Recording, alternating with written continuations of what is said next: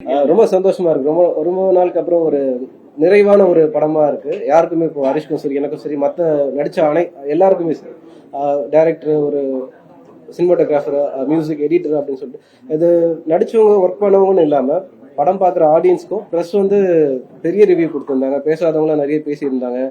உம், அந்த எனர்ஜி எங்களுக்கு மட்டும் இல்லாமல் ஒரு நல்லது நடக்குதுன்னா இதுல வந்து எல்லாருமே பங்கு பெற்று இருக்கிறது வந்து ரொம்ப சந்தோஷமா இருக்கு.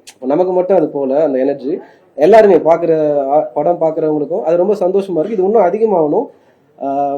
நிறைய இந்த மாதிரி நல்ல படங்கள் இன்னும் வரணும். தமிழ்ல வந்து ரொம்ப முக்கியமான ஒரு டைரக்டர் தமிழ்ல.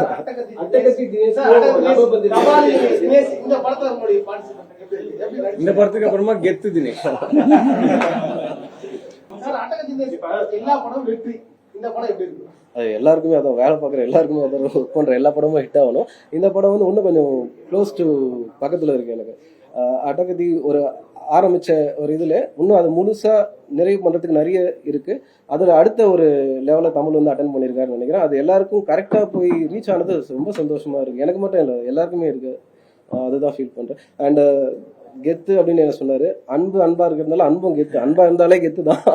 I wish you super Harish. எனக்கு அதான் நான் ஃபர்ஸ்ட் டைம் நான் வந்து ஒரு ஊர்கார பையனா ஒரு ரூரல் கேரக்டர் பண்றேன். எனக்கு ரொம்ப வித்தியாசமான ஒரு அனுபவமாக தான் இருந்தது.